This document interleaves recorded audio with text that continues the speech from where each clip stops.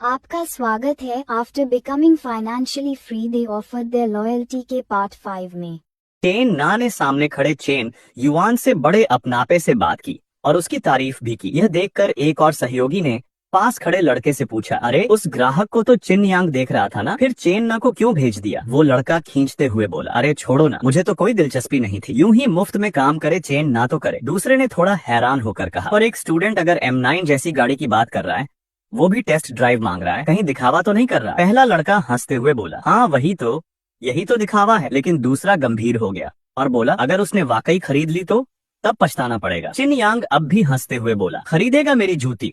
एक गरीब लड़का बस एक खूबसूरत लड़की को साथ लाकर शेखी बघार रहा है। ऐसे नजारे तो मैंने सैकड़ों बार देखे हैं। उधर चेन ना पूरी तन्मयता से गाड़ी की जानकारी दे रही थी। सर, इस कार की खासियत है इसका इंटेलिजेंट ड्राइवर सीट डिजाइन। इसमें 192 लाइन लेजर रडार लगा है, जिससे ये पूरी तरह से ऑटोनॉमस ड्राइविंग को सपोर्ट करती है। आपको कैसा लग रहा है? चेन युआन चुपचाप लड़की के प्रोफेशनल रवैये को आंक रहा था। बहुत सलीकेदार थी, चेहरा मोहड़ा और फिगर भी फांग मिनहुई से कम नहीं लग रहा था। मगर मन ही मन सोच रहा था, ऑनलाइन अक्सर पढ़ा है कि महिला सेल्स पर्सन, खासकर कार की, शायद ही कभी पुरुष ग्राहकों से सौदा फाइनल कर पाती है। चेन ना को देखकर कुछ शरारती ख्याल जरूर उसके दिमाग में आए। इतने में चेन ना ने पूछा, तो क्या आपको कार के सारे फीचर्स समझ आ गए?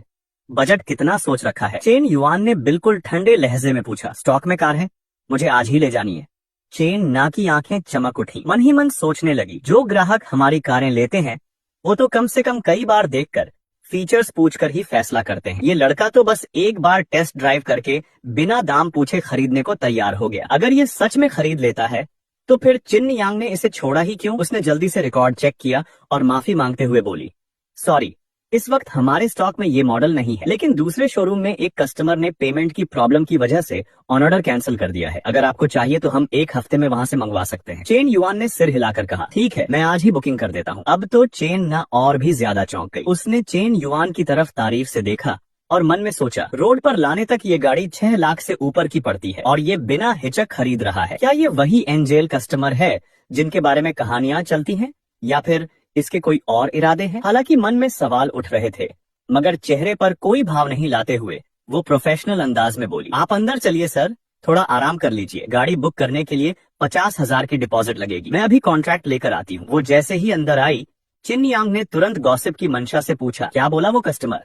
चेन ना बैठकर कॉन्ट्रैक्ट तैयार करने लगी और धीरे से बोली, उसने गाड़ी खरीद ली है। पास बैठे सहकर्मी ने चौंक कर कहा, क्या इतनी जल्दी खरीद ली? चिन यांग तो और भी हैरान रह गया, हाथ कमर पर रख कर बोला, हाँ सब दिखावा है, जब पेमेंट का वक्त आएगा तो बहाने बना बनाकर गायब हो जाएगा। ऐसे नाटकबाज तो रोज आते हैं शोरूम में। वहीं दूसरा मेल कलीग भी जोड़ते हुए बोला, बिल्कुल सही कह रहे हो, मैंने इतने सालों में कारें बेची हैं, लेकिन कोई इतना जल्दी सौदा फाइनल करे ऐसा पहली बार सुन रहा हूँ। चेन ना ने बड़ी ही ठंडी मुस्कान के साथ फिर से कहा, मैं आपको साफ बता रही हूँ, मिस्टर चेन ने गाड़ी खरीद ली है और वो फुल पेमेंट कर रहे हैं। यह सुनकर उस मेल कलीग के तो जैसे होश ही उड़ गए। उसने मुड़कर चिन यांग की तरफ देखा और बोला, तू सच्ची में बेवकूफ है यार, इतना बड़ा ऑर्डर अपने हाथों से जाने दिया, अब पछताएगा। चिन यांग गुस्से में दांत भींचते हुए वहीं खड़ा रह गया, कुछ कर भी नहीं सकता था। पेपर वर्क पूरा होने के बाद चेन ना ने एक प्रोफेशनल मुस्कान के साथ पूछा, मिस्टर चेन, अगर आगे किसी भी स्टेप में कोई दिक्कत हो तो बेझिझक बताइएगा। अब आप कहाँ जाना चाहेंगे?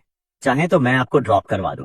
फांग मिनहुई धीरे से चलती हुई आई और चेन युआन का हाथ पकड़ते हुए बोली, जरूरत नहीं, हम खुद ही कार बुला लेंगे। उसके इस बदले हुए रवैये को देखकर चेन ना थोड़ी असहज हो गई। मन ही मन सोचने लगी, लगता है मैंने ग्राहक को जरूरत से ज्यादा प्रोटेक्ट करने की कोशिश कर दी, उसकी गर्लफ्रेंड को बुरा लग गया, अब तो गए काम से। इतना सोचते हुए वह वहीं रुक गई और विनम्रता से बोली, ठीक है फिर, मैं और आगे तक नहीं छोड़ती। इसके बाद चेन युआन और फांग मिनहुई सड़क पर धीरे धीरे टहलते रहे। चेन युआन ने मोबाइल पर नजर डालते हुए पूछा, चलो अब कुछ खा लेते हैं। मिनहुई ने अचानक मुंह फुलाकर एक धीमा सा हूं कहा, जिसका मतलब खतरे की घंटी जैसा था। चेन युआन को फौरन एहसास हो गया कि कुछ गड़बड़ है। उसने मुड़कर उसकी ओर देखा और कहा, फुन हुई नाराज है, कहीं तुम जल तो नहीं रही? वो झेप कर हल्का सा मुड़ी और बोली, नहीं, मैं क्यों जलूंगी। चेन युआन ने मुस्कुराते हुए उसके हाथ को और मजबूती से पकड़ा और प्यार से कहा, तुम नहीं कह रही हो, लेकिन तुम्हारा चेहरा कुछ और ही बोल रहा है। मैं और वो, हमारे बीच बस ग्राहक और सेल्स पर्सन का रिश्ता है और कुछ नहीं।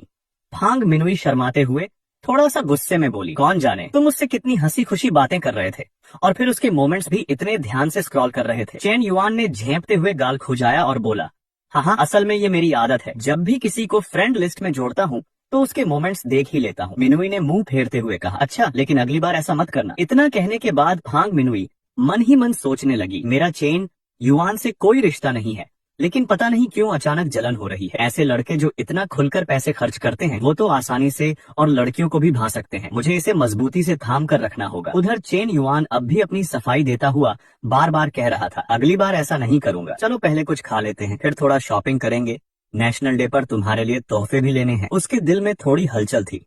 सोच रहा था आगे कुछ गड़बड़ ना हो। मैं वाकई इतना सीधा साधा नहीं हूँ, कमबख्त, ये सब संभालना पड़ेगा। शॉपिंग की बात सुनकर फांग मिनुई ने कहा, लेकिन तुमने तो कल ही मुझे 2 बैग्स दिलवाए थे। वो मन ही मन सोचने लगी, भले ही दिल में थोड़ी उम्मीद है, लेकिन यूं बार बार चेन युआन से चीजें लेना ठीक नहीं, कहीं वो मुझे गोल्ड डिगर न समझे। चेन युआन ने हल्की मुस्कान के साथ कहा, कोई बात नहीं, लड़कियों के पास बैग्स ज्यादा होने चाहिए। वैसे भी हफ्ते में 7 दिन होते हैं, हर दिन अलग बैग यूज कर सकती हो। वो दिल ही दिल में सोच रहा था, वैसे भी लड़कियों पर खर्च करने से मुझे 3 मिलते हैं, रिवार्ड पॉइंट्स या इनाम। जितना ज्यादा खरीदेगी उतना अच्छा, मेरी कमाई भी बढ़ेगी। दोनों एक कैफे में दाखिल हुए। चेन युआन ने मेन्यू थमाते हुए पूछा, वी, आज ठंडा लोगी या गर्म? ये सुनकर फांग मिनुई अचानक थोड़ा शर्माई और मन ही मन सोचने लगी, ठंडा या गर्म ड्रिंक पूछ रहा है, क्या वो ये जानना चाहता है कि मैं पीरियड्स में हूँ या नहीं? वो तो शायद। उसने थोड़ा सकुचाते हुए जवाब दिया, ठंडा वाला। चेन युआन थोड़ी देर के लिए चुप था, फिर उसे अचानक समझ आया और वो शर्माया। मन ही मन सोचने लगा, क्या हो रहा है? फांग मिनुई के चेहरे पर क्या लिखा है? अच्छा किया,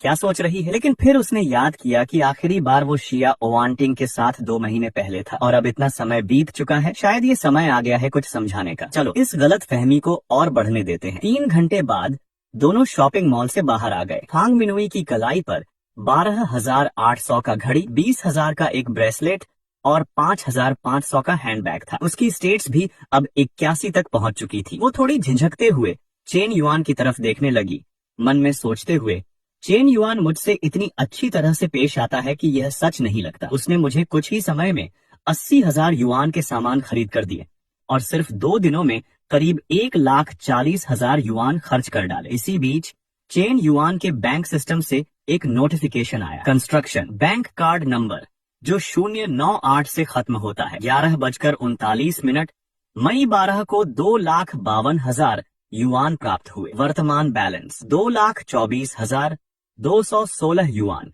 चेन युआन खुशी खुशी अपने फोन पर बढ़ती हुई रकम को देख रहा था और सोच रहा था, यह सिस्टम का डबल कैशबैक तो सच में बढ़िया है। मैंने पुराने चेन को कार के लिए 50,000 दिए और झट से वो वापस मिल गए। ये 2,17,000 में कार की किस्त भी शामिल है। फिर भी कार की करीब 60,000 की कटौती के बाद 1.6 मिलियन युआन से ज्यादा बचते हैं खर्च करने के लिए। चेन युआन मंझी मिन्हू की तरफ शरारती मुस्कान के साथ मुड़ा और बोला, मिन्हू, आज रात डॉर्म वापस मत जाना, ठीक है? यह सुनकर मिन्हू शर्माते हुए सिर हिला दी। आधे घंटे बाद ग्रैंड रिच होटल के कमरे 8008 में चेन युआन आराम से गर्म पानी से नहा रहा था, अपने सारे तनाव को धोते हुए। वहीं मंझी मिन्हू बिस्तर पर लेटी हुई थी, घबराहट में अपने फोन की स्क्रीन को घूर रही थी। सोचते हुए चेनलांग ने पूछा था कि मैं डॉर्म क्यों नहीं आई। अब क्या बताऊं, बस कह दूं कि मैं चेन युआन के साथ हूं, बहुत शर्मिंदगी होगी। इतना सोच ही रही थी कि तभी चेन युआन बाहर निकला। उसका सुस्पष्ट शरीर पूरी तरह नजर आ रहा था। चेन युआन बाल सुखाते हुए बोला, मिनी तैयार हो? वह शर्मा कर चेन युआन की तरफ देखने लगी। मन ही मन सोचा, माफ करना लिंग लिंग, ये मुझे इतना कुछ दे रहा है। आखिरकार उसने अपनी दोस्त को जल्दी से एक मैसेज भेजा, लिंग लिंग, आज रात में वापस नहीं आ रही, अगर कोई पूछे तो बता देना कि रिश्तेदारों से मिलने गई हूँ, ठीक है? वह शर्माते हुए बोली। चेन युआन, मैंने अभी नहीं नहाया। उसने अपना सिर उसके कंधे के कोने में गड़ा दिया, गहरी सांस लेते हुए कहा, कोई बात नहीं, मुझे तुम्हारी खुशबू पसंद है। फिर जल्दी से उसे दबोच लिया और अपने काम में जुट गया। फन मिनी का